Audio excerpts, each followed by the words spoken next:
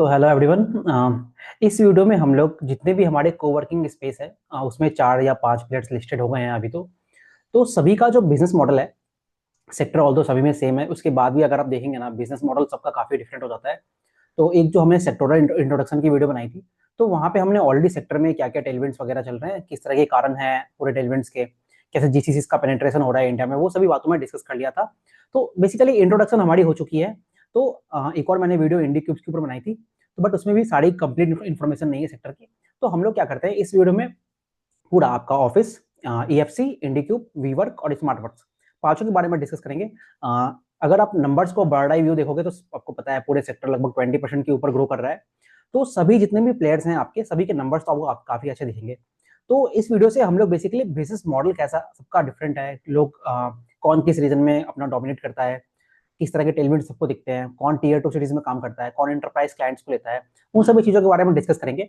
फिर सभी के जो मार्जिन वगैरह हैं, despite being in the same industry, आप देखेंगे कि मार्जिन का जो प्रोफाइल है, कुछ प्लेयर्स के आपके 15% मार्जिन भी होते हैं और कुछ प्लेयर्स के आपके 30% प्लस मार्जिन भी होते हैं। तो ये सारी चीजों का कारण क्या होता है, फिर इसके बाद एंड में हम लोग क्या करेंगे, एक ब्रॉड बेसिस पे एक रैंकिंग करने की कोशिश करेंगे कि सारे बिजनेस किस तरह से स्टैंड करते हैं। ऑल्दो जो रैंकिंग वाली चीज है अभी तो उतनी इंपॉर्टेंट नहीं है, क्योंकि कई सारे प्लेयर्स आपके लॉस मेकिंग है और कभी कई सारे प्लेयर्स का भी जस्ट आपका लिस्टिंग हुआ ही है। तो हमें ट्रैक करना पड़ेगा कैसे सभी चीज आगे बढ़ती है। तो उसी चीजों को हम लोग ध्यान में रखते हुए स्टार्ट करते हैं। तो सबसे पहले अगर मैं किसी बिजनेस को डिस्कस करूंगा इसमें, तो सबसे पहले let us take the case of office और ईएफसी को लेते हैं। ये दोनों प्लेयर्स को क्यों चूज कर रहे हैं, क्योंकि ये दोनों आपके पहले से 1 या 1.5 साल से लिस्टेड है। जैसे आपका ईएफसी आई थिंक 2025 में लिस्ट हुआ, लास्ट ईयर लिस्ट हुआ था, और ऑफिस भी उसके आसपास ही लिस्ट हुआ है। So let's take the case of office. अब ऑफिस का जो सेगमेंट अगर आप देखोगे, तो टोटल जितने भी सीट कैपेसिटी होती है, सीट्स आप कोई भी बिल्डिंग्स लोगे, एक्वायर करोगे, एक फ्लोर लोगे, तो उसमें क्या होता है बेसिकली, इसको नापते हैं हम लोग मिलियन स्क्वायर फीट हो गया, स्क्वायर फीट में नापते हैं। तो जब आप ऑफिस को देख रहे हो तो ओवरऑल जो इनका एरिया है लगभग आप देखेंगे around 8 million square feet, 8.4 million square feet के आसपास पूरा ऑफिस का एरिया होता है। सो अब इसमें जो इनकी पूरी पेनिट्रेशन है, बेसिकली किस तरह के सेगमेंट्स को टारगेट करते हैं ये लोग, तो अगर आप देखेंगे तो ऑफिस जो है आपका टीयर 2 सिटीज और टीयर 1 सिटीज दोनों के ऊपर फोकस करता है। तो ऑफकोर्स जो एक लार्ज चंक ऑफ जो एरिया होगा इनका ऑफकोर्स टीयर 1 सिटीज में रहेगा, because we have also discussed in the previous videos also कि जो मेजर सप्लाई है आपकी टीयर 1 सिटीज में आती है, जैसे जीसीसी वगैरह हो गए, वो सारे आपके टीयर 1 में आते हैं। But at the same time एक आपकी पेनिट्रेशन जो है टीयर 2 सिटीज में भी होती है, सिर्फ ऑफिस ही नहीं, बाकी सभी जितने भी बिजनेस है हमारे, सब लोग का कमेंट्री इस तरह का ही रहता है। तो अगर आप देखेंगे तो ओवरऑल जितने भी ऑफिस का सेगमेंट आपका लगभग 8.4 मिलियन स्क्वायर फीट आपकी पूरी साइन सप्लाई। अब साइन सप्लाई क्या होती है, साइन सप्लाई होती है जिसमें आपके बेसिकली सपोज कीजिए कोई प्रॉपर्टी है, उसका हैंडओवर होना बाकी है, कुछ एलओआईज में चल रहा है, लेटर ऑफ इंटेंट साइन हो गए, कुछ भी फिट आउट चल रहे हैं, उसको आप कहते हो साइन सप्लाई। फिर टोटल सप्लाई हो जाती है। अब टोटल सप्लाई कौन सी होगी, बेसिकली वो सप्लाई जिसके ऊपर आपके क्लाइंट्स वगैरह रेडी टू किसी भी कंपनी को देने के लिए वो सीट्स बेसिकली कंप्लीटली बन चुकी है, उस चीज को कहते हैं हम लोग। अब अगर आप इसी तरह से इनके सीट्स देखोगे, टोटल ऑपरेशनल सीट्स वो लगभग 147 के सीट्स है, मतलब 1,47,000 सीट्स है। तो इस तरह से कंपनी आगे बढ़ रही है। और जो सीट एडिशन का टारगेट अगर आप देखेंगे ऑफिस के लिए या फिर बाकी कंपनीज को भी देखेंगे, तो आपका देखेंगे 20-30% के बीच में रहता है। अब जैसे बड़े प्लेयर्स को आप जब देखोगे ना, तो वहां पे आपकी जो सीट एडिशन का टारगेट रहेगा वो आपका ज्यादा रहता है। नाउ वन मोर थिंग, जब आप देखिए, जब आप ऑफिस को देखते हो, तो अगर आप इसकी ऑक्यूपेंसी को देखेंगे, तो ऑफिस की जो ऑक्यूपेंसी होती है यहाँ पे जनरली जो पूरे कोवर्किंग स्पेस है, यहाँ पे ऑक्यूपेंसी को 2 तरह से डिफाइन करते हैं हम लोग। फर्स्ट, एक आपकी आप सपोज कीजिए मैच्योर सेंटर्स वगैरह हो गए, जो आपके इट्स लाइक मैच्योर स्टोर्स कह लीजिए, जैसे आप वी टू रिटेल वगैरह में देखते हो। तो बेसिकली जो 12 मंथ्स से पुराने इनके सेंटर्स हैं, वहाँ पे ऑक्यूपेंसी किस तरह से रहती है। फिर अगेन आपकी एक और होती है ब्लेंडेड ऑक्यूपेंसी कह देते हो, या फिर उसको ओवरऑल ऑक्यूपेंसी कहते हो। ये क्या है, ये बेसिकली आप मान लीजिए आपने सपोज कीजिए पिछले क्वार्टर में कोई नई आपकी फ्लोर लिया है, मान लीजिए बैंगलोर में, तो वहां पे सिंस वो वाले जो सीट्स अभी तो वो ब्रेक इवन हो ही नहीं है, वहां पे कई सारे सीट्स ऐसे होंगे जहां पे क्लाइंट्स अभी भी ऑनबोर्ड करना बाकी है, तो उसके कारण जो ओवरऑल ब्लेंडेड ऑक्यूपेंसी होती है वो कम हो जाती है। तो ये 2 तरह की ऑक्यूपेंसी है। नाउ यहीं पे आई वांट टू से कि अगर आप ऑफिस को देखोगे, तो ऑफिस की जो ऑक्यूपेंसी का जो रेंज होता है जनरली आप देखेंगे 70-80% के बीच में रहता है। Now one more point here कि if you will compare office with other players also, so you will find कि जो ऑफिस का ऑक्यूपेंसी है, this is the lowest amongst ऑलेस्ट पीयर्स में जो मैं बोल रहा हूँ बेसिकली आपके एएफसी, स्मार्ट वर्क्स एंड जो अदर कंपनीज है। तो वो चीज है। अब ऐसा क्यों होता है, अब देखिए, इससे जब आपकी ऑक्यूपेंसी का नंबर कम होता है, तो इससे बेसिकली आपको एक और पैरामीटर मालूम चलता है, उसको कहते हैं चर्न रेशियो। अब ऑफिस जो है वो चर्न रेशियो को बेसिकली डिस्क्लोज नहीं करता है। Now what is the churn ratio, basically ये मैंने इंडिक्यूब वाली वीडियो में आपको एक्सप्लेन किया है। तो बेसिकली ये होता है कि आपके कितने क्लाइंट आ रहे हैं और कितने क्लाइंट जा रहे हैं, उसको आप चर्न रेशियो कहते हो। So by looking at the occupancy number of in the case of office, तो हमें वहां पे ये दिख रहा है कि जब इनकी 74% ऑक्यूपेंसी है, दैट मींस इनका चर्न रेशियो हाई होगा। फिर इसके बाद अगर आपको और कुछ ट्रेंड्स देखने हैं अगर इसी ऑफिस में, सो अगर आप देखेंगे तो इसी तरह से टोटल टेन्योर वगैरह अगर आप देखेंगे तो टेन्योर इनका वही लगभग 40-50 मंथ्स एक जनरल कॉमन ट्रेंड रहता है, नॉट जस्ट फॉर ऑफिस, आपके बाकी कंपनीज के भी लगभग 40-50% रहता है। इसके अलावा अब वन मोर पॉइंट यहाँ पे आप देखिए, ऑफिस को अगर आपको कंपेयर करना है बाकी चीजों से, बाकी कंपनी से, तो आप इनके कोहॉर्ट्स देखिए। कोहॉर्ट्स क्या है, बेसिकली सीट्स हो गए, कितने कितनी एक कंपनी आपकी कितने टोटल नंबर ऑफ सीट्स लेती है आपकी एक पर्टिकुलर एरिया में। तो अगर आप देखेंगे तो आप ये देखिए कि 500 प्लस सीट्स हो गए, लगभग वो 34% ऑफ इनके पूरे एरिया में सीट्स रहती है। अब ये बेसिकली क्या दिखाता है, जब कोई कंपनी आपकी 500 प्लस सीट्स लेगी तो बेसिकली वो आपके एंटरप्राइज क्लाइंट्स बन जाते हैं। एंटरप्राइज मतलब क्या होते हैं, फॉर्च्यून 500 कंपनीज होगी, फिर आपकी जो जीसीसीज का पेनिट्रेशन होता है, मतलब बाहर की कंपनीज आती है, उसमें बहुत आपकी आईटी वाली कंपनीज भी हो जाएंगी, और बेसिकली आपकी बैंकिंग फाइनेंशियल्स हो गया, हॉस्पिटल्स वगैरह हो गए, एजुकेशनल कंपनीज हो गई, वो सारी कंपनीज भी आती है। Now the second thing is आपकी जो टेन्योर वगैरह होते हैं, टेन्योर ज्यादा होना क्यों इंपॉर्टेंट होता है, बेसिकली जब आप पूरे कोवर्किंग स्पेस को देख रहे हो ना, तो बेसिक ये एक तरह से आपका रियल एस्टेट का ही एक एक्सटेंशन है, मतलब real estate as a service आप देते हो ना, तो वहां पे जब आपकी टेन्योर ज्यादा होगी तो आपकी it becomes N annuity kind of income, मतलब आपकी हर मंथ आपकी रेंट इनकम आएगी, सो एक free cash flow generating model हो जाता है। तो इसीलिए जब आपके टेन्योर जितने जितना ज्यादा होते हैं उतना ही एक बिजनेस की प्रेडिक्टेबिलिटी ऑफ रेवेन्यू बढ़ जाती है ना। उसके अलावा अब इनकी अगर आप डाइवर्सिफिकेशन देखोगे तो one thing is diversification towards the corporate and MNCs, and the second diversification is towards your आप किस सेक्टर में काम करते हो। अब आईटी सेक्टर जो अगर आप देखते हो ना, तो कोवर्किंग स्पेस है, जनरली जो जीसीसी कंपनीज होती है वो आपकी आईटी कंपनी से रिलेटेड होती है, बट ऑफ कोर्स बाकी कंपनीज भी होती है, बट मेजर चंक आपका आईटी कंपनी से होता है। तो जब आप उसको देखेंगे तो आप एक ट्रेंड देखेंगे, नॉट जस्ट फॉर ऑफिस, स्मार्टपर्स को देखिए, आप इंडिक्यूब देखिए, वीवर्क को देखिए, सभी का आप देखेंगे लगभग 40-35-50% के बीच में आपकी आईटी से रहता है, बाकी आपके अदर कंपनी से डाइवर्सिफिकेशन रहता है। सो यहीं पे अब ऑफिस का जो सेगमेंट है ये लोग करना क्या चाह रहे हैं, तो आप देखेंगे ना, तो एक ट्रेंड जो पूरे सेक्टर में चल रहा है, दो तीन तरह के ट्रेंड चल रहे हैं। One of the common trend is premiumisation trend. इसमें क्या है, बेसिकली आप देखिए जो जीसीसी आते हैं, उनका रहता है कि हम एक बेस्ट से बेस्ट अपने जो सर्विसेज हैं अपने क्लाइंट्स को ऑफर कर पाए, ताकि उससे आप लोग अपने जो इनकी एम्प्लॉयज वगैरह होंगे उनको रिटेन कर सकते हैं। इसलिए देयर इज अ ट्रेंड जो इनका प्रीमाइजेशन का ट्रेंड है, जिसके कारण इनकी जो ऑफिस एलीट होती है, ऑफिस गोल्ड सर्विसेज होती है, तो बेसिकली क्या होते हैं, वो बेस्ट इन क्लास सर्विसेज होंगी, ग्रेड ए बिल्डिंग्स होती हैं, तो उन सभी को आप कह देते हो प्रीमियम वर्क स्पेस सॉल्यूशन। अब जो इनका पूरा सेगमेंट है, अभी पिछले कुछ समय से ये लोग अपने प्रीमियम पोर्टफोलियो को थोड़ा सा बढ़ाने की कोशिश कर रहे हैं। तो उसी के कारण जब ये प्रीमियम पोर्टफोलियो बनाते हैं तो जनरली वो क्या करते हैं, उन सिंस उनको अच्छे से मेंटेन करना है, तो वहां पे इनका जो मैनेज्ड एग्रीगेशन मॉडल होता है या फिर सेल्फ लीज मॉडल होता है, उसके अकॉर्डिंगली वो चेंज होते रहता है।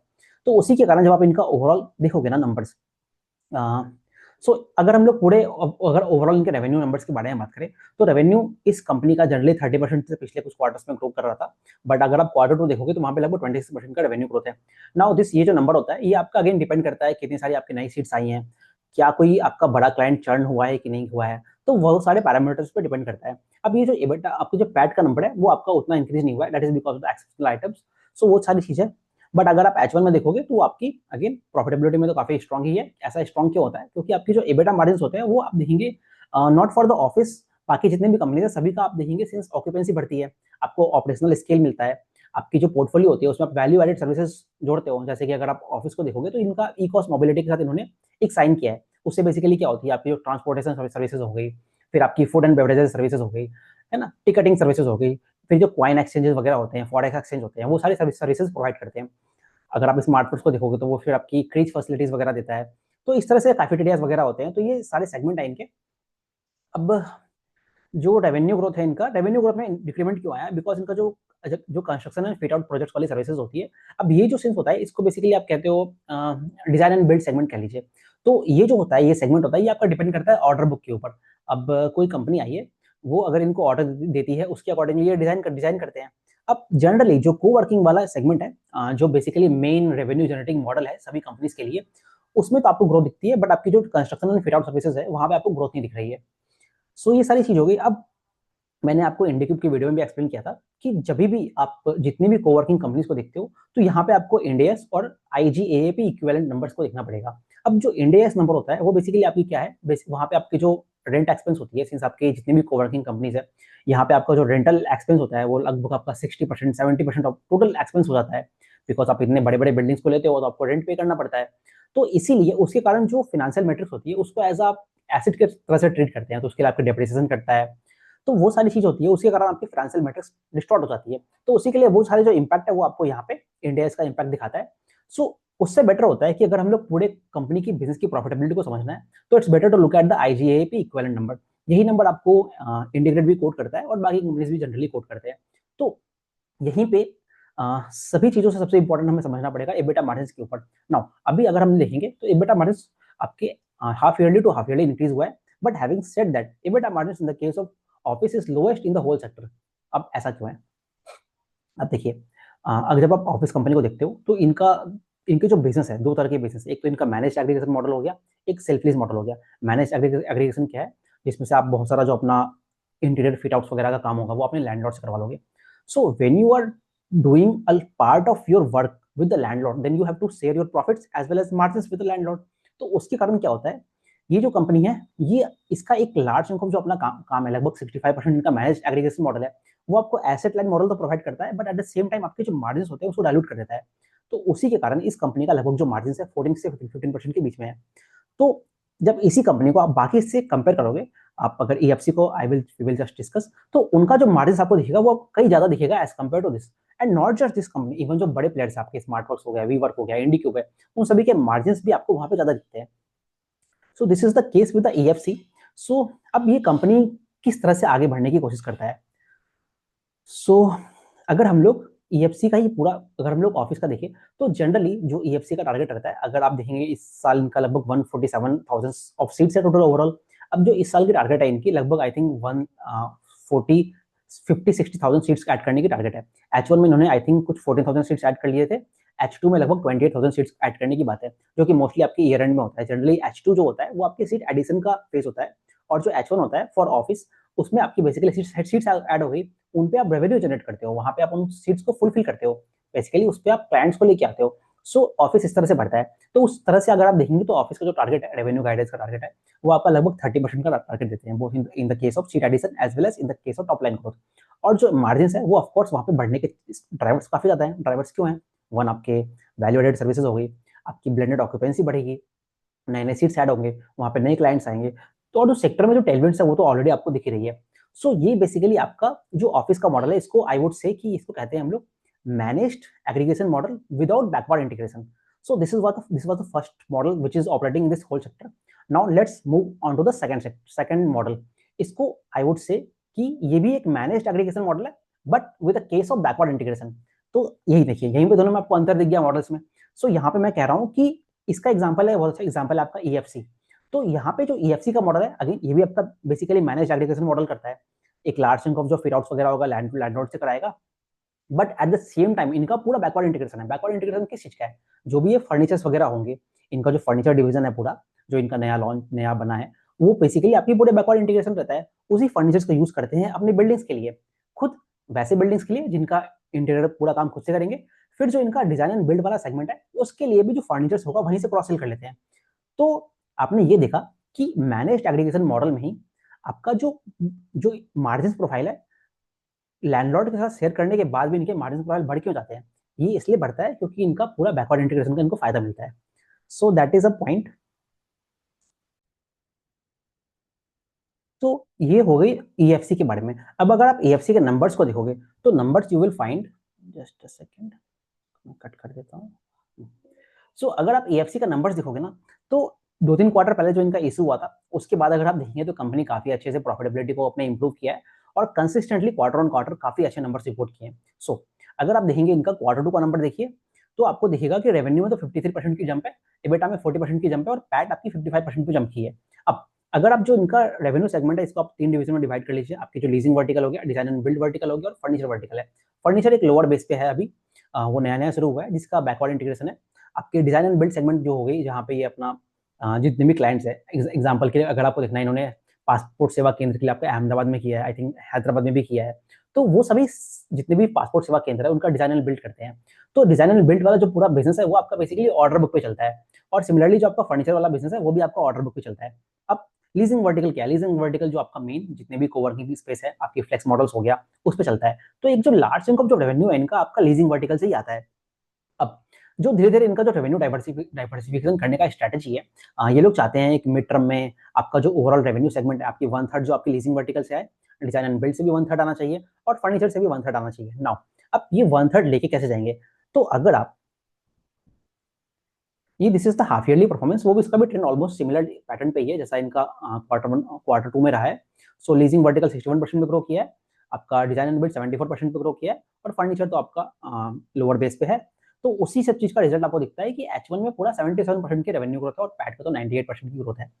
सो ये सारी चीज होगी। अब देखिए, जो रेंटल वाली इनकम है, रेंटल वाला जो बिजनेस है इनका, उससे लगभग 50% ऑफ द रेवेन्यू आता है, बट उसका जो प्रॉफिटेबिलिटी पे कंट्रीब्यूशन होता है वो आपका 63% होता है। ऐसा इसका कहने का मतलब क्या है? That is a high margin business basically. अब इनका मार्जिन क्यों ज्यादा है? बिकॉज ये अपने जो इनके डिजाइन एंड बिल्ड जो इनकी फर्नीचर सेगमेंट है उसको यहाँ पे यूज करते हैं। सो ये वाले कारण हो गए इनके। सो अब अगर हम लोग देखें, अब हाँ, यहीं पे अगर मुझे एक और चीज आपको एक्सप्लेन करनी है, ऑप्को मॉडल और प्रॉप्को मॉडल क्या होता है। नाउ अब ईएफसी का जो मॉडल है ये सभी बिजनेस से थोड़ा डिफरेंट है। ये लोग क्या करते हैं, ऑप्को मतलब होता है ऑपरेटर वाला चीज, और प्रॉप्को हो गया प्रॉपर्टी को बेसिकली ओन कर लेते हैं। तो अब ये जो प्रॉप्को मॉडल होता है, अभी जो अगर आप इनके पूरे एसेट्स को देखोगे ना, जितने भी इनकी बोथ जितने भी इन्होंने एसेट्स एक्वायर किए हैं, मतलब रेंट पे लिया है अपने लैंडलॉर्ड से, दूसरा इन्होंने खुद की इनकी एसेट्स बन गई है। तो लगभग 9% ऑफ द जो पोर्टफोलियो है इनका, लगभग अगर आप इनका पूरा एयूएम देखोगे ना, कितनी मिलियन स्क्वायर फीट लगते हैं लोग, तो I think around 3.5 million square feet है। So in terms of total area and in terms of total number of seats, this is the smallest player in the whole industry. But उसके बाद भी इनके margin काफी ज्यादा है। तो ये है। अब इसमें इनका जो 9% ऑफ द पोर्टफोलियो है वो इनका बेसिकली प्रॉप्को मॉडल पे आता है, मतलब प्रॉपर्टी को ओन कर लेते हैं वहां पे। अब ये ऐसा करते ही क्यों है? तो बेसिकली क्या होता है, इट्स बिकम्स अ इनके बैलेंस शीट पे एक एसेट बन जाता है। और दूसरा चीज क्या होता है, ये लोग जो अपनी प्रॉपर्टीज है, सिंस ये कंपनी एक कैश मतलब बेसिकली कॉस्ट कॉन्शियस कंपनी है, तो ये लोग क्या करते हैं, वैसे ही प्रॉपर्टीज को एक्वायर करते हैं जहां पे इनको जो डील होती है वो काफी अच्छी दिखती है। अब डील अच्छी कैसे दिखती है? ये बेसिकली ऐसे मत समझ लीजिए, when you are taking a property from the landlord also, so you have to pay the rent to them. तो जब आप एक प्रॉपर्टी भी ले लोगे अपने बैलेंस शीट पे, तो वहां पे आपको instead of rent you have to pay the interest rate. So जहां पे उस दोनों चीज का बैलेंस आपको अच्छा दिखेगा, तो उसके अकॉर्डिंगली कंपनी आपके एसेट्स को एक्वायर कर लेती है। सो ये है इनका प्रॉप्को मॉडल। और जो बाकी जो नॉर्मल चीज चलता है उसको आपको ऑप्को मॉडल कह देते हैं। सो ये इनका सेगमेंट हो गया। अब बिजनेस अपने प्रॉपर्टीज को एक्वायर करने की जो इनकी स्ट्रेटेजी है उसमें कैसे आगे बढ़ना चाहते हैं। सो इनका जो टारगेट है बेसिकली अपने इनका जो एक रीट सेगमेंट को भी लॉन्च करने की बात करते हैं। फिर जो अल्टरनेट इन्वेस्टमेंट फंड्स वगैरह हो गई, जैसे आपके नुवामा वगैरह के होते हैं, तो जहाँ पे जो आपके एचएनआईज वगैरह क्लाइंट्स होते हैं वो आपके पैसे इन्वेस्ट करते हैं, रियल एस्टेट्स वगैरह में भी नुवामा का भी एक सेगमेंट है वहाँ पे। तो वहां से पैसा लाएंगे और जो रीट्स वगैरह है वहां से भी पैसा इनका रीट्स आएगा, तो वहां से भी पैसा लाएंगे और उस मनी को यूज करेंगे and they will use that money to strategically buy properties. अब इसके अकॉर्डिंगली ये लोग लगभग अपने जो उनका पूरा पोर्टफोलियो है, मतलब जो एयूएम होगा इनका, उसका 20% को बेसिकली अपने ओन प्रॉपर्टीज करना चाहते हैं और बाकी 80% आपका अगेन जो आपकी लैंडलॉर्ड से लीजिंग वाली मॉडल होगी उस पर चलेगा। तो ये इनका मॉडल हो गया बेसिकली। सो ये चीजें, और बाकी जो डिजाइन एंड बिल्ड के बारे में हमने बात किया अभी, तो जैसे हमने पासपोर्ट सेवा केंद्र का एग्जांपल दिया और बाकी फर्नीचर्स वगैरह में। अब फर्नीचर वाले सेगमेंट में ये लोग क्या करना चाहते हैं? सो इनकी एक आई थिंक एक ग्रुप कंपनी है, उसका नाम आई एम फॉरगेटिंग, टी से समथिंग आता है। सो उसकी कंपनी है बेसिकली पेपर फ्राई। तो पेपर फ्राई आपको पता है कि एक बेसिकली ऑनलाइन मीडिया होता है जहां से आप फर्नीचर्स वगैरह को ऑर्डर करते हो। तो अभी तक जितने भी आपने देखा इनका जो फर्नीचर वर्टिकल देख लीजिए या फिर लीजिंग वर्टिकल देखिए, डिजाइन एंड बिल्ड वाला देखिए, तो ये सारा का सारा आपका बेसिकली B2B कंपनीज के लिए है। So when you are going, मतलब फर्नीचर तो आपका हो गया, तो बेसिकली ईएफसी क्या करता है, उसी फर्नीचर वर्टिकल को यूज करे और B2C सेगमेंट में जाए। तो उसके लिए इन्होंने आपकी पेपर फ्राई का एक्विजिशन किया है इनकी ग्रुप कंपनी ने। और उसके बाद उनके जो बेसिकली पूरे डिस्ट्रीब्यूशन चैनल हो गया आपका, जो टेक वाली चीज होगी, वो इनको एक तरह से मिल गया। इट्स जस्ट लाइक जैसे चंदन हेल्थ केयर को जीना सिखो ने एक्वायर किया, उससे बेसिकली उनकी पूरी चैनल मिल गई ना उनको। इन द सेम मैनर आप समझ लीजिए, इसको भी आप समझ सकते हो। तो वहां से वो लोग B2C सेगमेंट में जाएंगे और वहां से अगर फर्नीचर्स को प्रीमियम फर्नीचर्स वगैरह हो गए, उन सभी में काम करने की बात करते हैं। इसके अलावा एक और चीज ये लोग करना चाह रहे हैं। अभी देखिए, जैसे मैंने आपको ऑफिस के केस में बताया था, उनका जो पोर्टफोलियो है, सिंस वो लोग टियर 2 सिटीज में भी काफी ज्यादा है, तो वहां पे जो पोर्टफोलियो की ग्रैनुलरिटी है, तो ग्रैनुलरिटी देखना है तो अगर आप ऑफिस देखेंगे तो you can take the video back. आप देख सकते हैं जो ऑफिस का जो टोटल नंबर ऑफ सेंटर्स होंगे वो आपको मैक्सिमम दिखेगा इन the case of all this company जो हम डिस्कस कर रहे हैं अभी। बट वहीं पे जैसे आप स्मार्ट वर्क्स को वी विल जस्ट डिस्कस, तो वहां पे आपको जो टोटल नंबर ऑफ सेंटर्स है स्मार्ट वर्क से वो कम दिखेंगे। तो ऐसा मैं क्यों बता रहा हूँ आपको? तो ये जो इस मेथोडोलॉजी को बेसिकली आपका जो ईएफसी है ये अपने बाकी बिजनेस में सेटअप करने की कोशिश कर रहा है। अब देखिए ये कैसे कर रहा है। तो बेसिकली ये लोग क्या करना चाहते हैं, ये लोग अपनी जो कंपनी है ना इसको कहते हैं real estate as a service company कहते हैं। तो ये लोग क्या कर रहे हैं, अब जो इंडिया की बड़े बड़े टॉप टॉप कंपनीज हो गए, जैसे आप मान लीजिए टाटा की कंपनी है आपकी, फॉर एग्जाम्पल मारुति सुजुकी मान लेते हैं, ये टाटा मोटर्स मान लेते हैं। अब अभी आपने देखा जीएसटी कट हुआ तो पूरे ऑटो सेक्टर में टेलविंड्स है। So what they are trying to do, suppose कीजिए, या फिर let's take case of jewellery company Kalyan Jewellers लगभग 170 शॉप्स खोलने की कोशिश करता है FY26 में।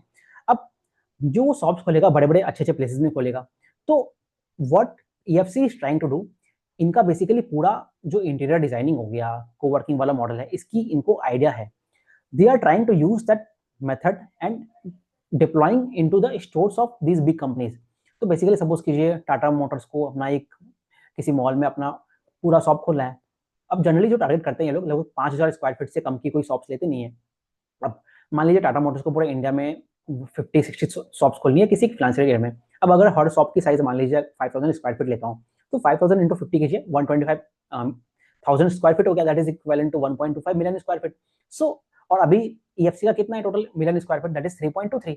सो आपको वहां से दिख रहा है बेसिकली इट इज अपने एयूएम को कैसे ग्रो करना है, तो उस मेथड में जाने की कोशिश करते हैं। बट अगेन इसके बारे में सिर्फ इन्होंने कहा है, अभी कैसे वो लोग आगे बढ़ेंगे वो हमें देखना पड़ेगा। सो ये है जो लोग, ये लोग अपने जो बिजनेस में क्या चीज डाइवर्सिफाई करने की कोशिश कर रहे हैं। एक तो आपने बोला आपको रीट्स वाला जो मॉडल हो गया, जहाँ से प्रॉपर्टी एक्वायर करना है, फिर मैंने आपको बताया फर्नीचर वाले सेगमेंट में कैसे जाने की बात कर रहे हैं, और थर्ड जो ये लोग अभी अपने बेसिकली बड़े बड़े कंपनीज के साथ जोड़ के उनकी रिटेल सेगमेंट में जाने की बात कर रहे हैं। सिर्फ ये लोग इन्हीं में काम नहीं करते हैं, इसके अलावा आप देखेंगे एजुकेशन सेक्टर हो गया, तो इन सभी और बाकी भी आपकी हेल्थ केयर वगैरह हो गए, उन सभी सेक्टर्स में भी काम करते हैं ये लोग। तो ये चीज है। So this was about EFC. अभी इसमें अगर हम लोग और देखें, सो ये अपने तीनों वर्टिकल्स के बारे में बता रहे हैं। अब देखिए, तो इनका बेसिकली जो इनका फर्स्ट मॉडल है, जो कि बेसिकली रेंटल मॉडल कह लीजिए, लीजिंग मॉडल कह लीजिए, उसको बेसिकली मैनेज ऑफिस कहते हैं। अब इसमें इनका एंटरप्राइज सॉल्यूशंस हो गया। ये क्या है, ये आपके ऑफिस के जो आपके अगेन वहां पे भी एंटरप्राइज मॉडल हो गया, मतलब जो इनके कोहर्ट्स होंगे यहाँ पे आपके 500 सीट्स वाले हो जाएंगे। फिर हाइब्रिड सॉल्यूशंस क्या है, इसमें जो बिग बॉक्स है, बिग बॉक्स ये है आपकी बेसिकली प्रीमियम सेगमेंट होगी। इससे बेसिकली ये लोग अपने जीसीसी को टारगेट करेंगे वहाँ पे। अब ये जो बिजनेस सेंटर है, ये आपको जो प्रिंट मॉडल है, इससे अफोर्डेबल होगी। यहाँ पे आपके स्टार्टअप्स वगैरह हो गए, जो कॉस्ट कॉन्शियस कंपनी है, उन सभी को टारगेट करते हैं। व्हाइट हिल से आपका डिजाइन एंड बिल्ड वाला सेगमेंट, जैसे आपके पासपोर्ट सेवा केंद्र को टारगेट करेंगे। फर्नीचर सेगमेंट के लिए इन्होंने बोला है एक डिजाइन, जो कि मैंने आपको पेपर फ्राई और बाकी सारे सेगमेंट बताए, वहां से ये लोग काम करते हैं। सो ये सारी चीज है।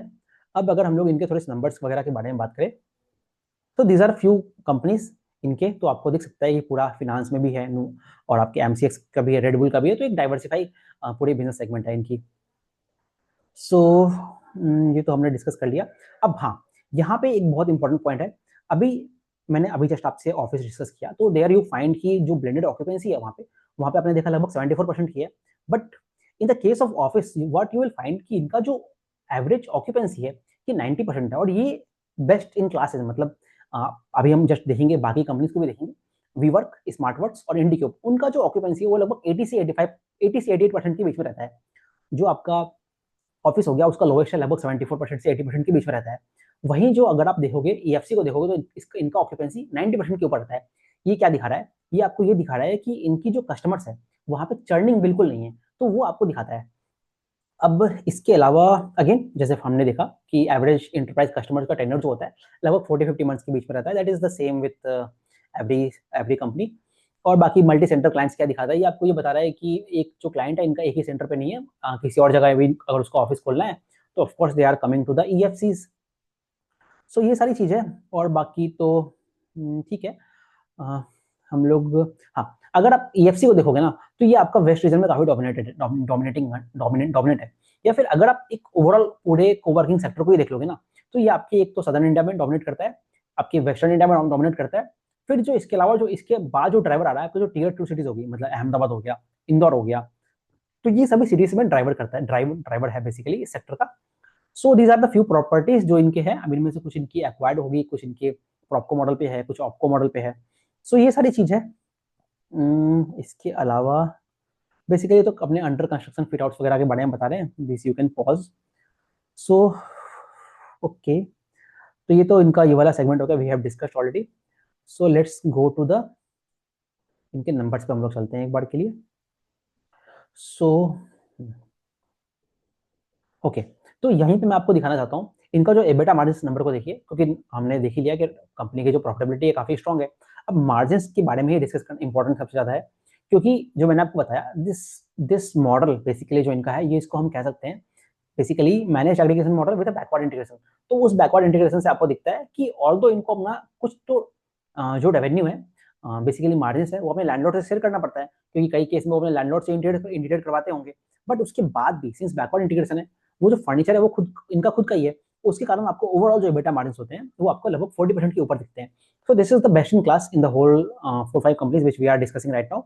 सो ये है आपका ईएफसी के बारे में। अब फाइनली अगर हम लोग ईएफसी के पूरे ओवरऑल मतलब स्कोप के बारे में बात करें और कंपनी कैसे आगे बढ़ने की कोशिश कर रही है, सो आपने अभी देखा कि अगर इनके अभी प्रेजेंट सीट्स देखोगे ना, आप लगभग आप 60-70,000 पे सीट्स हैं, lowest in the industry of course, सबसे छोटा प्लेयर है।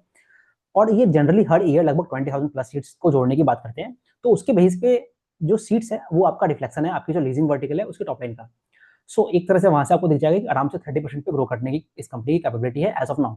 इसके अलावा अगर आप इनका डिजाइन एंड बिल्ड वाला सेगमेंट देखोगे, जो कि पूरा ऑर्डर बुक पे काम करता है, और सेम आपका फर्नीचर वाला सेगमेंट है वो भी आपके ऑर्डर बुक पे काम करते हैं, उन दोनों वर्टिकल्स में आपकी ग्रोथ काफी ज्यादा है। आई थिंक डिजाइन जो इनका डिजाइन एंड बिल्ड सेगमेंट है वहां पे आई थिंक ये लोग 40-50% पे ग्रो करने की बात करते हैं फॉर द नेक्स्ट 2 ईयर्स। सो वो है, वो आपके जो पूरे रेवेन्यू ग्रोथ है उसको 30% से बढ़ा के 40% के आसपास लेके जाएगा। और आपने एच में ऑलरेडी देख लिया 50% से भी ऊपर इनका रेवेन्यू ग्रोथ आया है, और मार्जिन बेस्ट इन क्लास है। और अगेन मार्जिन के बढ़ने के लीवर्स भी हैं, क्यों? क्योंकि अगेन बैकवर्ड इंटीग्रेशन होगा, इंटीग्रेशन है, और साथ ही साथ इनकी ऑक्यूपेंसी भी टॉप क्लास है और नई सीट्स ऐड हो रही है। तो ये सारी चीजों की वजह आपको EFC as a company treat करना है। सो अब हम लोग चलते हैं थर्ड प्लेयर के आसपास। तो ये जो मॉडल है इसको हम कह सकते हैं, अभी देखिए हमने दो मॉडल डिस्कस कर लिया है, manage aggregation without backward integration, manage aggregation with backward integration. अब हम लोग डिस्कस करते हैं self lease model with a touch of premium portfolio कह लेते हैं। तो बेसिकली ये जो कंपनी है ये आपकी वी वर्क के बारे में मैं बोल रहा हूँ। अभी जो वी वर्क कंपनी है ये क्या है, ये आपकी जो वी वर्क ऑलरेडी एक पूरी कोवर्किंग स्पेस में one of the leading company है वर्ल्ड की। तो इसका जब आप मैं अगर आपने मेरा वो वीडियो देखा है जिसमें मैंने सेक्टर के बारे में बताया, तो आप देखेंगे जो इंटरनेशनल मैंने कुछ सिटीज का भी नाम लिया है, वहाँ पे टोक्यो हो गया, संघाई हो गया, तो इन सभी सिटीज में आपकी वीवर्क को आप काफी फाउंड करोगे, या फिर जो साउथ कोरिया वगैरह कंट्री है वहाँ पे वीवर्क का काफी डोमिनेशन है। तो सिंस इसका ब्रांड काफी स्ट्रांग है, सो दे और ये जो कंपनी है इसको बेसिकली बैकिंग है आपकी एम्बेसी ऑफिस रेट से, फिर आपके साथ में जो वी वर्किंग ग्लोबल है, तो उन दोनों कंपनीज का ब्रांड इनके साथ आता है। तो उसके बेसिस पे ये लोग जो अपने बेसिकली इनके जो सीट्स वगैरह होंगी वहां पे ये लोग बहुत प्रीमियम चार्ज करते हैं। सो एक वर्ड होती है rent, revenue to rent, basically आप ऐसे समझ लीजिए। तो वो जो नंबर होता है जनरली 2 के आसपास, 2 या 2.5 होता है, तो उसको एक अच्छा माना जाता है। अब ये मैंने यूज किया है टू टोटल एड्रेसेबल मार्केट निकालने के लिए, I have used in the previous video also. So उस नंबर को हम लोग यहाँ पे लेके आते हैं। तो अगर आप बाकी कंपनीज को देखोगे ना, आई थिंक इंडिक्यूब के केस में वो 2 के आसपास होता है, मतलब just on the break even type का है। फिर स्मार्ट वर्क देखोगे तो वहां पे आई थिंक 2.3 2.4 के आसपास चलता है। वहीं पे जब आप वीवर्क को देखोगे तो इसका जो नंबर होता है वो 2.9 पे चलता है। मतलब बेसिकली अगर मैं एक सीट देता हूँ उसके लिए मैं लैंडलॉर्ड को 1 रुपया पे करता हूँ, तो बदले में मैं रेंट के रूप में 2.9 रुपए लेता हूँ, मतलब 3 रुपए में लेता हूँ सामने वाले से। तो बेसिकली ये इसका मॉडल है। सो वीवर्क है। So let us go to the PPT और देखते हैं कुछ और पॉइंट्स। तो हम लोग अगर वीवर्क को देखते हैं तो आप ये देखेंगे कि इनका जो टोटल अगेन ईयूएम कह लीजिए, मिलियन स्क्वायर फीट कह लीजिए, सुपर बिल्टअप एरिया कह लीजिए, तो अगर आप वो देखेंगे हम लोग तो वो लगभग टोटल ओवरऑल इनका 10 मिलियन स्क्वायर फीट के आसपास है, जिसमें से ऑपरेशनल जो है वो आपका 7.7 है। अगेन रिकॉल हमने ऑफिस के केस में देखा था, उसका लगभग 8.4 है। तो आप इस तरह से कंपेरेटिवली देख सकते हो।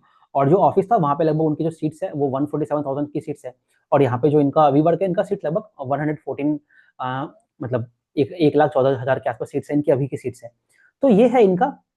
अब एक और चीज देखिए आप, यहाँ पे ये जो focus on the centres, total number of centres, जब आपको ये दिख रहा है कि इनके सेंटर्स के नंबर कम है, और ऑफिस के केस में सेंटर्स के नंबर लगभग 150 आई थिंक 200 के भी प्लस होंगे। सो इससे आपको, और जो टोटल एरिया है वो ऑलमोस्ट सेम है दोनों के केस में, मतलब थोड़ा अंतर है, बट वी कैन एज्यूम कि वो सेम है ऑलमोस्ट।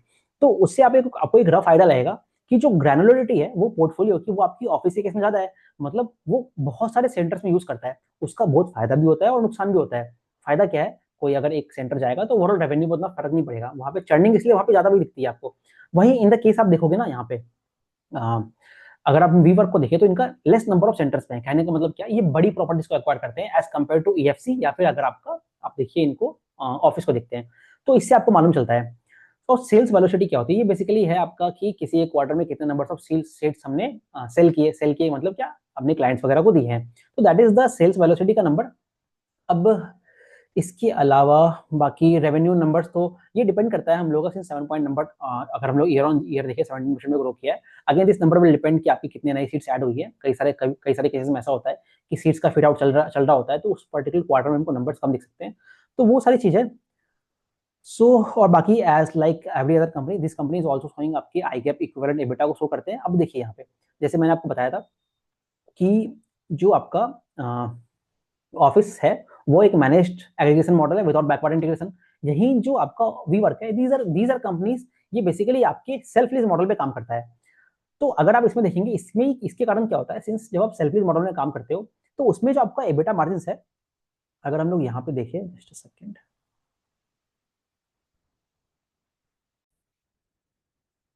तो उसी कारण जो आपको दिखेगा कि जो इनका एबिटा मार्जिन है वो बेटर देन आपके ऑफिस है, क्योंकि इनको अपने रेवेन्यू मतलब अपने मार्जिन को अपने लैंडलॉर्ड के साथ शेयर नहीं करना पड़ता है। तो इसीलिए आपको एबिटा मार्जिन दिखेंगे both in the case of Indiqube, या फिर आप वीवर को देखिए या फिर स्मार्टवर्क को देखेंगे तो वहां पे आपको मार्जिन बेटर दिखेंगे ऑफिस के विथ रिस्पेक्ट में। सो ये इनके मार्जिन वगैरह के बारे में बात हो गया। अब यहीं पे आपको ये देखना है कि इंड एएस में इनकी प्रॉफिटेबिलिटी आने लग गई है, ऑल्दो अभी भी जो इनका बस इस क्वार्टर में बेसिकली प्रॉफिटेबिलिटी आया है, ओवरऑल प्रॉफिटेबल हुआ नहीं है। मतलब कहने का मतलब ये है कि ये जो कंपनी है, जब बेसिकली जब आप इनका लॉस देखते हो ना, जब आप वीवर का लॉस देख रहे हो, तो ये बेसिकली अकाउंटिंग स्टैंडर्ड्स का लॉस है, इन रियलिटी लॉस नहीं है, कंपनी ऑलरेडी प्रॉफिटेबल है।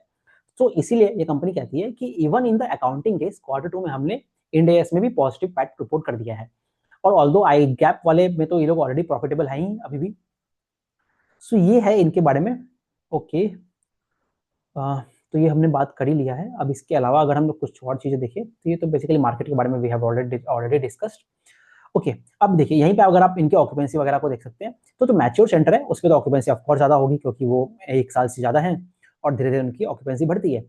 और अगर आप ब्लेंडेड लेवल पे भी देखोगे ना, पोर्टफोलियो लेवल पे, तो वो भी आपकी दिख रहा है आपको 80% पे बढ़ गया है। अब यहीं पे आप कंपेयर कीजिए इसको ऑफिस से, तो we have just now seen की ऑफिस के जो ऑक्यूपेंसी है लगभग वो आपकी 74% की थी। तो ऑक्यूपेंसी में ऑफिस सबसे लास्ट में रहता है। तो ये सारे सेगमेंट्स हो गए।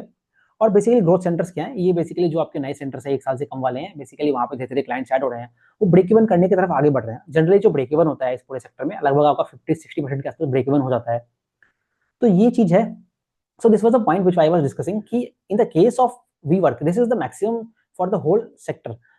तो ये वी वर्क को लगभग 2.9x मिलता है। अगर आप इंडस्ट्री को देखोगे ना तो लगभग 2-2.5 के बीच में रहता है, तो उसको एक ब्रेक इवन एक बेटर एक अच्छा नंबर मानते हैं। सो ये सारी चीज हो गई।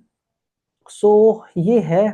और इनका एक और सेगमेंट जो है ना, इनका जो रेवेन्यू होता है, ये basically value added services provide करते हैं, जिसमें अगेन जैसे बाकी कंपनी से लगभग 10-11% का रेवेन्यू का नंबर रहता है। बट अगेन ये डिपेंड करता है कि वो किसी क्वार्टर में मान लीजिए बड़े बड़े कन्वेंशन वगैरह होने हैं, बैंक्वेट वगैरह लगना है, तो वहां पे उनकी वैल्यू एडेड सर्विसेज बढ़ जाएगी। और इन्होंने जो ट्रेंड दिया है, बेसिकली ये लोग कहते हैं कि वैल्यू एडेड सर्विसेज आगे जाके और बढ़ेगी।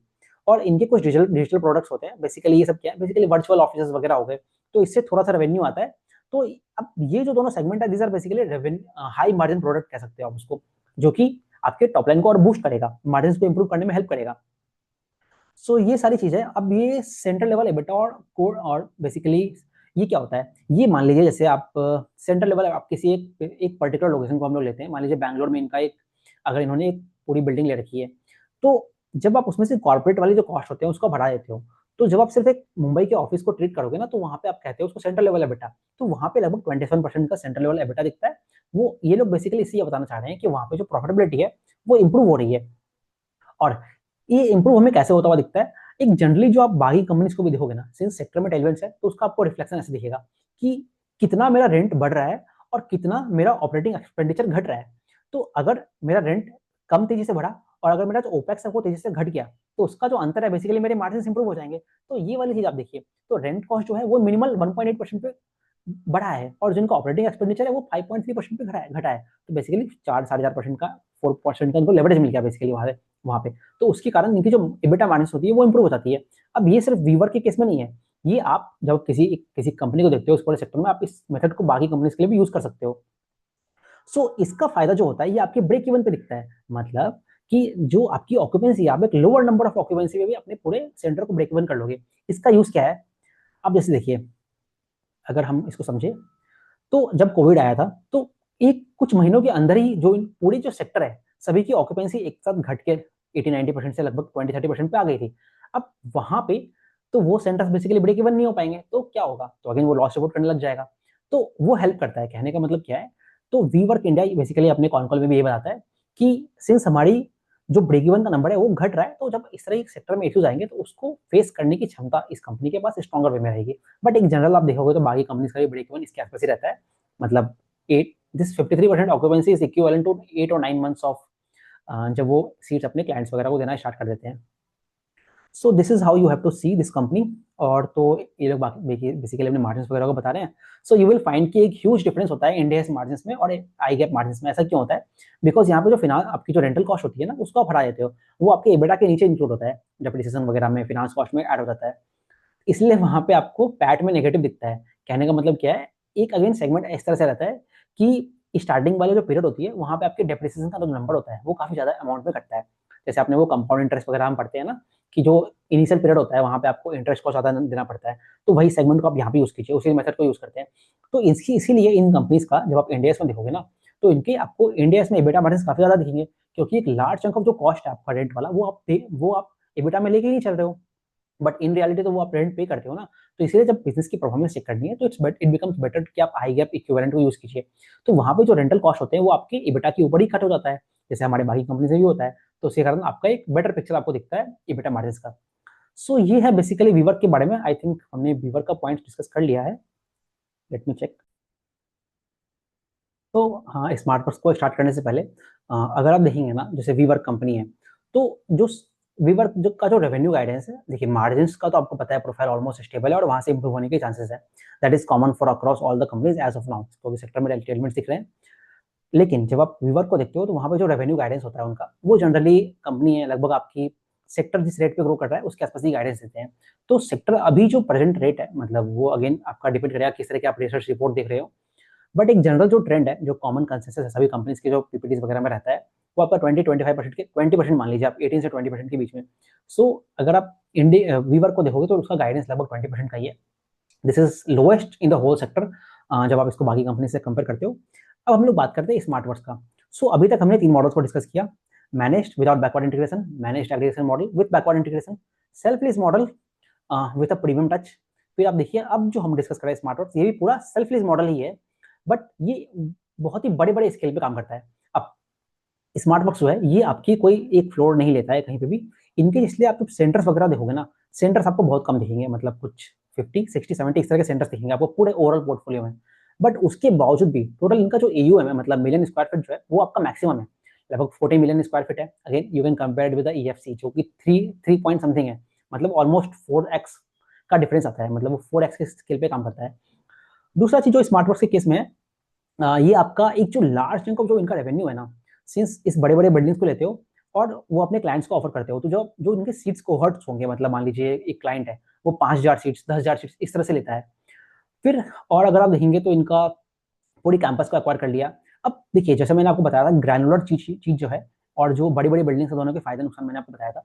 तो जो ग्रैनुलर होता है वहां पे आपको कोई अगर एक क्लाइंट जाता है उतना इंपैक्ट नहीं दिखता है, बट वहीं जब आप देखते हो स्मार्ट वर्क, जो बड़े बड़े आप कैंपस को लेगो ना लोगे, तो वहां पे आपको इकोनॉमी ऑफ स्केल मिलता है। मतलब कहने का मतलब क्या है, आपकी जो पूरी बिल्डिंग है वो आपकी होगी एक तरह से, आपने लैंडलॉर्ड से ले लिया, आपको बस रेवेन्यू पे करना है। अब जो जिम वगैरह है, उसका कैफेटेरिया वगैरह है, आपकी पार्किंग फैसिलिटी है, that will be used by only your clients, मतलब सभी all the clients will be on the books of smart works.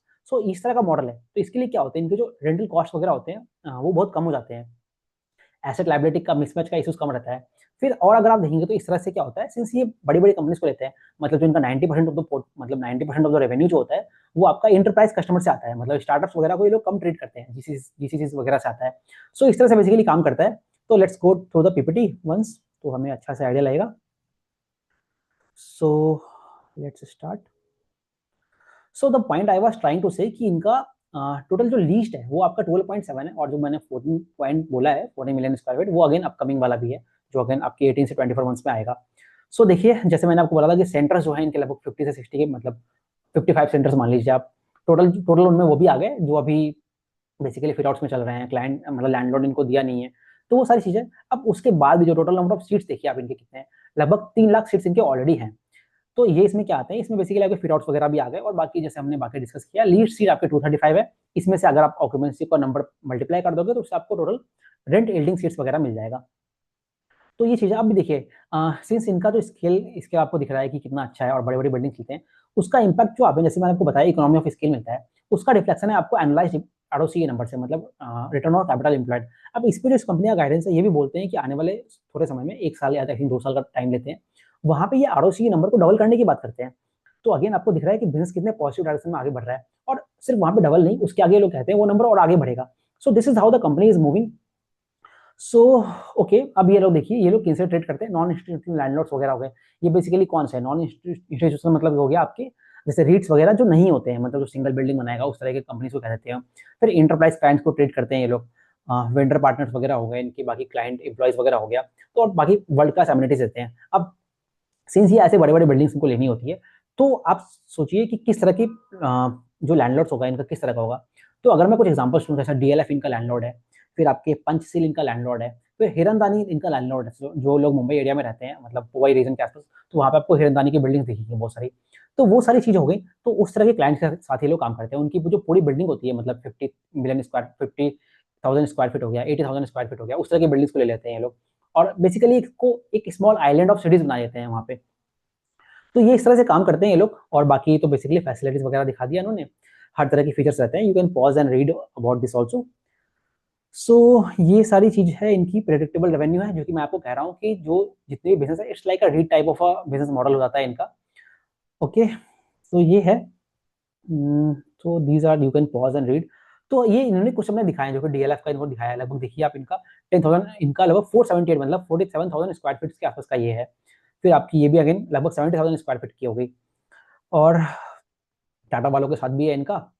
तो ये है अभी। अब देखिए, जो स्मार्ट वर्क्स है ना, ये आपकी डोमिनेट करती है वेस्टर्न रीजन में। आप यू कैन क्लियरली सी कि लगभग 50% जो इनका पूरा सब लिस्ट मतलब सुपर बिल्टअप एरिया है, वो आपका वेस्ट रीजन में है, और जो आपके सदर्न रीजन में है वो लगभग 32% पे है। अब वेस्ट में भी कहाँ से कौन से एरिया को डोमिनेट करता है, this is the Pune segment. जब आप पुणे को देखोगे ना, तो पुणे में जो अगर आप मार्केट लीडर मान लोगे पुणे सिटी का, तो वो आपको दिखेगा स्मार्ट वर्क्स है। अब अगर आप बैंगलोर में अगर आपको मार्केट लीडर देखना है, तो मैंने इंडिक्यूब को वीडियो में डिस्कस किया था, इंडिक्यूब का लगभग 21% मार्केट शेयर है वहाँ पे। सो आपको ये भी दिखता है कि जैसे देखेंगे ना, ये आप जब पूरा सेक्टर देखते हो, तो इसमें कुछ सिटीज में ही ऑलमोस्ट पूरा मतलब सेक्टर खत्म हो जाता है।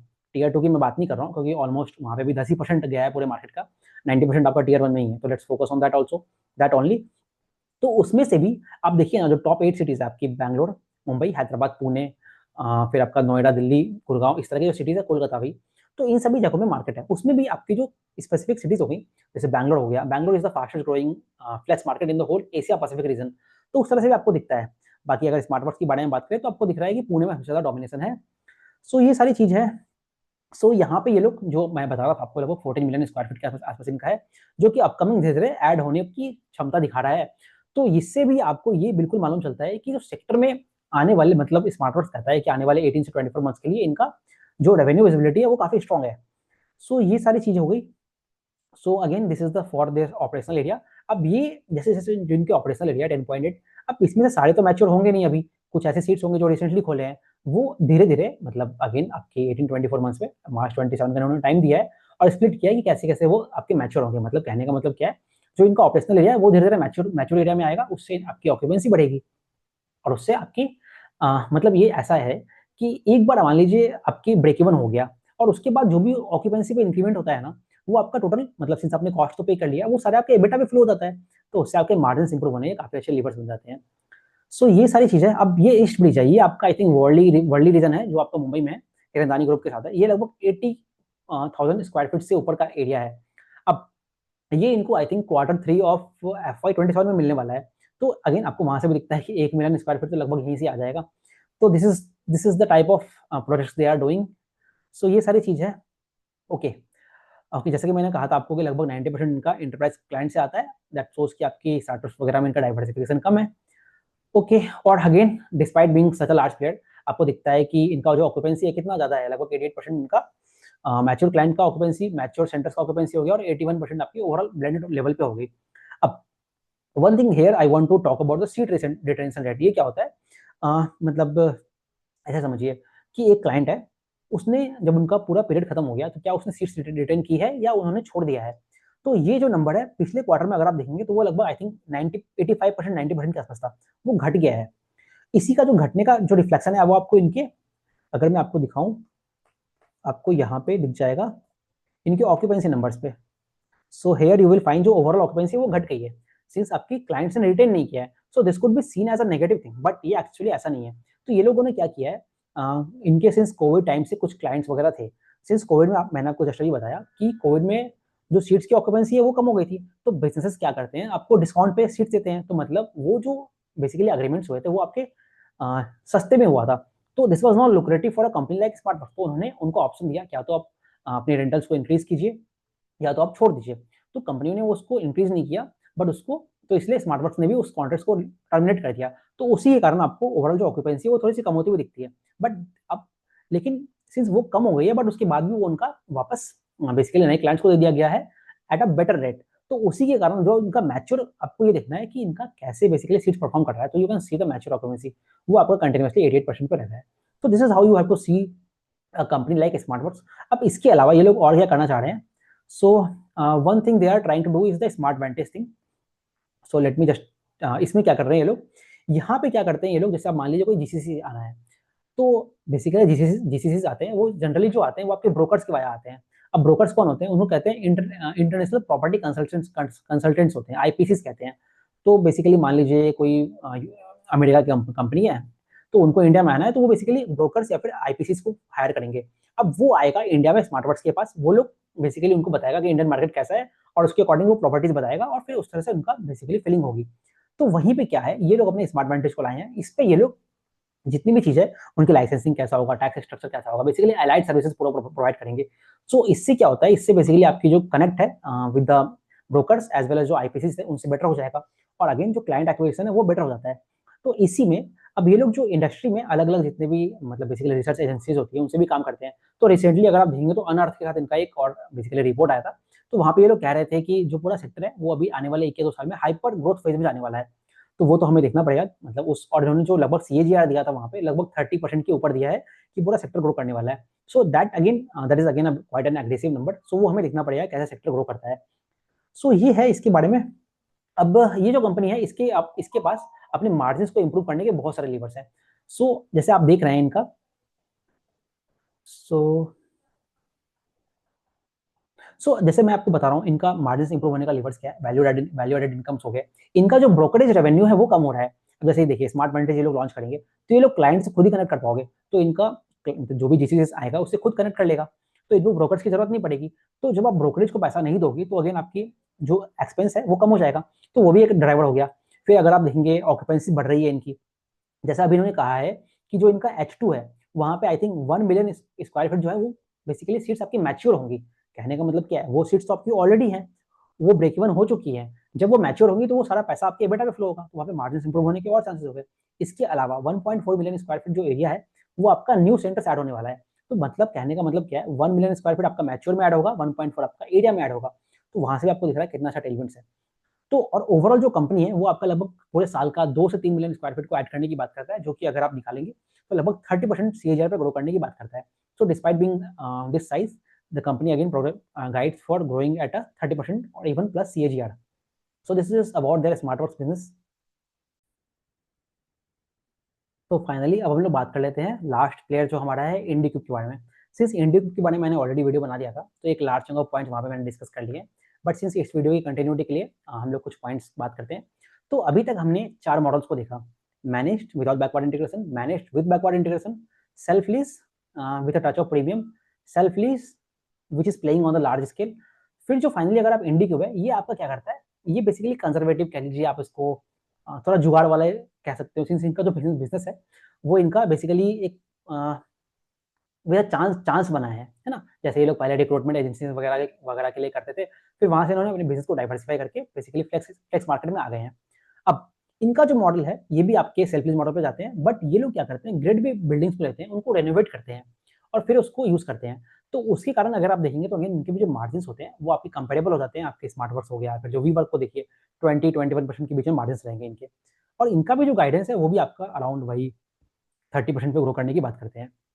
सो ये बेसिकली इंडी क्यूब के बारे में पीपीटीज यू कैन सी। अब जो पूरा ओवरऑल सेक्टर है, अगर मैं पूरे प्लेयर्स के बारे में कुछ बातें करूँ, तो आप देखिए मार्जिन्स के पॉइंट ऑफ व्यू से आपको क्लियरली दिखेगा EFC is clearly the winner when you compare with the other companies. और मार्जिन के ये एस्पेक्ट में अगर आप देखेंगे तो आपको दिखेगा कि ऑफिस जो है उसके मार्जिन सबसे लोअर है। बट अगेन सिर्फ हमें उस चीज़ को देख के तो नंबर बिजनेस को जज नहीं करना है। फिर हम लोग लाते हैं दूसरा पैरामीटर आपका, अगर आप देखेंगे रेवेन्यू गाइडेंस के बारे में देखेंगे, तो क्लियरली हमें दिखता है कि जो ईएफसी है, सिंस उनका जो तीनों वर्टिकल्स है, तीनों ही काफ़ी फायरिंग इंजन है और तीनों ही काफ़ी अच्छे से ग्रो कर रहा है, तो वो कंफर्टेबली आपकी 40%, जैसे इन्होंने H1 में आई थिंक 50% के ऊपर ग्रो किया है, तो there is a high possibility कि वो काफ़ी अच्छा नंबर्स रिपोर्ट करेंगे। तो वहाँ पे भी आपको दिखता है वो 30% 40% तो बहुत ही आराम से ग्रो कर सकता है। तो this is about their EFC. अब इसके अलावा जो बाकी हमारे बिज़नेस हो गए आपकी इंडिक्यूब और जो स्मार्टवर्क्स है, दोनों का गाइडेंस 30% का है, व्हिच इज़ सिमिलर टू आपकी जो ऑफिस है उसकी तरह से। बट ऑफिस का H1 में जो नंबर है वो आई थिंक लगभग 28% में ग्रो किया है। बट अगेन स्मार्टवर्क्स और उसका भी नंबर 20-30% के बीच में ही है। फाइनली जो लास्ट प्लेयर है वो आपका है वीवर्क। वीवर्क जो है उसका गाइडेंस 20% का है। सो आपको रेवेन्यू के टर्म्स में भी दिख गया, फिर आपने हमने मार्जिन के टर्म्स में भी देख लिया। फिर प्रॉफिटेबिलिटी के टर्म्स में देखते हैं। प्रॉफिटेबिलिटी अगर आप देखोगे तो अगेन आपको दिखेगा, सिंस मार्जिन सबसे ज़्यादा ईएफसी के हैं, तो प्रॉफिटेबिलिटी भी ईएफसी सबसे ज़्यादा है। तो आपको दिखता है कि ईएफसी के EBITDA मार्जिन मतलब पैट मार्जिन भी काफ़ी अच्छे हैं। देन अगर आपको देखना है, सिंस एसेट लाइट मॉडल है ऑफिस का, तो उसका भी जो आपका बॉटम लाइन होता है वो पॉजिटिव है, मतलब वो भी प्रॉफिटेबल बिजनेस है। तो दिस इज अबाउट द दो बिजनेस जो प्रॉफिटेबल है। थर्ड बिजनेस पे आते हैं। आई थिंक वीवर्क जो है, वीवर्क आपका इसी क्वार्टर में, क्वार्टर 2 में इंड एएस में भी पॉजिटिव हुआ है। तो मतलब जो बचे 3 प्लेयर्स हैं उनकी जो प्रॉफिटेबिलिटी मैट्रिक्स है, सबसे फास्टर आपकी आपकी वीवर्क में है। अब जो बचे 2 सेगमेंट आपके स्मार्टवर्क्स और जो आपका इंडिक्यूब है, वो दोनों अभी इंड एएस में पैट पॉजिटिव नहीं हुआ है। ऑल्दो जो आपका इंडिक्यूब है वो आपका आई गैप में पूरा पैट पॉजिटिव चल रहा है ऑलरेडी, तो उसको हम लोग वहाँ पे रख सकते हैं। फिर आपके स्मार्टवर्क्स हैं। तो कहने का मतलब मेरा ये है कि डिपेंडिंग अपॉन योर चॉइस, पूरे सेक्टर में टेलविंड्स है, आपको किस तरह के प्लेयर्स अच्छे लगते हैं, आप उसको अच्छे से देख सकते हैं। सभी प्लेयर्स का मॉडल थोड़ा-थोड़ा अंतर है। सभी के अलग-अलग पैरामीटर्स पे आपको अलग-अलग जज करना है। बट इसके बाद भी अगर आप इसमें से एक प्लेयर है जैसे ईएफसी है, वो आपको ऑलमोस्ट सारे पैरामीटर्स पे बेस्ट दिखेगा अभी के लिए। बट अगेन उनका जो मॉडल है, जो उनका रीट्स वाला मॉडल है, या फिर जो उनका कमर्शियल वाले स्पेस में जाने की बात करते हैं, मतलब बेसिकली 5000 स्क्वायर फीट्स के जो एरियाज़ लेने की बात करते हैं, वो मॉडल अभी कैसे आगे बढ़ेगा? पेपर फ्लाई वाला सेगमेंट कैसे आगे बढ़ेगा? तो वो सारी चीज़ें हमें देखनी पड़ेगी। तो ये सारी चीज़ें अब और हम लोग कुछ पॉइंट्स देख लेते हैं। तो और अगर आप कुछ चीज़ें देखेंगे, तो इस पूरे सेक्टर में है ना, आई थिंक मुझे याद नहीं आ रहा है कौन-सा बिज़नेस था, आई थिंक इंडिक्यूब या वीवर्क कहते हैं। तो जैसे आप बाकी सेक्टर्स को भी देखते हो ना, तो जब सेक्टर मैच्योर होता है, तो वहाँ पे 4 या 5 इंपॉर्टेंट प्लेयर्स बन जाते हैं। जैसे अगर ऑटोमोबाइल देखेंगे, तो उसमें भी हमारे अगर टू व्हीलर्स देखोगे तो टीवीएस हो गया, बजाज हो गया। फिर अभी इलेक्ट्रिकल सेगमेंट में आपकी इलेक्ट्रिक टू व्हील्स में एथर आ गया है, ओला इलेक्ट्रिक भी काम कर रहे हैं। तो कहने का मतलब है 4 या 5 प्लेयर्स होता है। अभी तो आप फास्ट फैशन में देखिए, ज़ोडियो है आपका, वी-मार्ट, ये सारी कंपनीज़ हैं। तो बेसिकली क्या है, इन द सेम मैनर जो आपकी पूरी जो मार्केट है, बेसिकली ऑफिस सेक्टर है, कोवर्किंग सेक्टर है, यहाँ पे भी अभी देखिए आपके 4-5 प्लेयर्स हो गए। तो इसको बेसिकली ओलिगोपोली कहते हैं आई थिंक। तो यहाँ पे भी जो कंपनीज़ है वही कह रही है कि सेक्टर बेसिकली कंसोलिडेट हो रहा है। तो जो टॉप 10 प्लेयर्स है वो मार्केट शेयर कैप्चर कर रहे हैं। उसमें भी जो पूरी जो डोमिनेंस है वो आपके जो टॉप के 5 प्लेयर्स हैं, और लकीली हमारे अभी मार्केट में आई थिंक 5 प्लेयर्स लिस्टेड है। If I have missed any player then you can please comment, हम उसको बाद में डिस्कस कर सकते हैं। सो वो सारी चीज़ें, और इसके अलावा जो पूरा सेक्टर है आपके वैल्यू एडिशन के फेज़ में जा रहा है। प्रीमाइजेशन ट्रेंड जो है वो काफ़ी बढ़ रही है। फिर हम लोग और कुछ बात बोले, तो जब आप इस सेक्टर को देखते हो ना, तो कैसे-कैसे पैरामीटर्स आपको चेक करने हैं। वन, आपको जो रेंट रेवेन्यू बाय रेंट मैंने ट्रेंड बोला, अगर उसके नंबर कम होती है, तो उसको आपको दिखेगा वहाँ से कि जो बिज़नेस है वो अपने सेल्फ सस्टेनिंग नहीं है। तो जैसे अगर स्मार्टवर्क्स है ना, उसी को कनेक्ट करते हैं हम लोग पॉइंट, तो वो कहता है कि जो जो उनका वंस वो लोग 12 मिलियन स्क्वायर फीट का जो क्रिटिकल मास है, मतलब उतनी सीट्स का ब्लेंडेड ऑक्यूपेंसी वो लोग रीच कर लेंगे, मतलब उतनी सीट्स बेसिकली फिल कर देंगे। तो उसके बाद से जो बिज़नेस है वो आपकी सेल्फ सस्टेनिंग बन जाएगा। मतलब कहने का मतलब ये है कि वो 25 से 30% का जो ग्रोथ है, वो विदाउट एनी एक्सटर्नल फंडिंग, मतलब जो इनकी एन्युटी इनकम आएगी उससे ग्रो कर सकते हैं। तो वो चीज़ है। अब इसी को मैं कनेक्ट करता हूँ आपकी जो इस पूरे सेक्टर में जो एंट्री बैरियर है। तो कहने का मतलब क्या है, जो एक बिज़नेस स्टार्ट करना यहाँ पे बहुत ईज़ी है, क्योंकि अगर आपके पास पैसा है तो you can acquire a building and lease to a particular client. But वहीं से उसको स्केल अप करना, जैसे जीसीसी से कैसे कनेक्ट करोगे, जैसे स्मार्टवर्क्स ने स्मार्ट वांटेज लॉन्च किया है, फिर आपके ऑफिस आपका एलीट सेगमेंट में जा रहा है, तो वो सेगमेंट कैसे करना है, तो उसमें आपकी जो एंट्री बैरियर होती है वहाँ पे बढ़ जाती है। तो that is the trend that is going on in this particular sector. फिर होता है आपको करेक्ट एरिया को टारगेट करना है। मतलब कहने का मतलब क्या है, जैसे कुछ एक कंपनी कोई कहता है इनमें से कि जो मुंबई एरिया है, वहाँ पे आपकी जो डिमांड है काफ़ी ज़्यादा है, बट जो ये बैंगलोर एरिया हो गया, वहाँ पे सप्लाई का थोड़ा-सा इश्यू है। तो मतलब कहने का मतलब क्या है कि आपको किस एरिया में सप्लाई किस तरह की है। अगर आप ऐसी जगह पे खोल देते हो जहाँ पे सप्लाई ऑलरेडी ज़्यादा है, तो आपको वहाँ पे रेंटल लीड्स अच्छे नहीं मिलेंगे। तो this is how you have to see कि बिजनेस कैसे उन एरियाज में परफॉर्म करता है। मतलब जैसे मान लीजिए अगर स्मार्टवर्क्स ने अभी वो ईस्ट ब्रिज वाला प्रॉपर्टी एक्वायर किया है हिरनदानी से मुंबई में, अगर कल को मान लीजिए वो एरिया सही नहीं है, ऑल्दो वो एरिया अच्छा है काफी, और अगर वहाँ पे क्लाइंट्स नहीं आते हैं तो अगेन उनकी ऑक्यूपेंसी नहीं आएगी, और उसका ट्रेंड आपको दिखेगा ऑक्यूपेंसी के नंबर्स पे। तो इस तरह से आपको पूरे सेक्टर्स को देखना है। So this is how the sector is evolving. So I hope कि मैंने सारे पॉइंट डिस्कस कर लिए हैं। So this was all about this whole coworking sector. तो यहाँ से अब हम देखते हैं हम लोग क्वार्टर 3 में किस तरह के नंबर्स आते हैं, बिजनेस कैसा परफॉर्म करती है। सभी बिजनेस अच्छा कर रहे हैं, सभी का आपका आराम से 20% पे ग्रो करने की बात है, और सभी के मार्जिन इंप्रूव होने की भी गाइडेंस है। और अभी तो कुछ हमको वैकेंसी ट्रेंड्स वगैरह वो सब जो चीज़ें हैं वो भी आपको अच्छी दिख रही है। So we will keep on tracking the company. Hope you enjoyed the video. Thank you very much.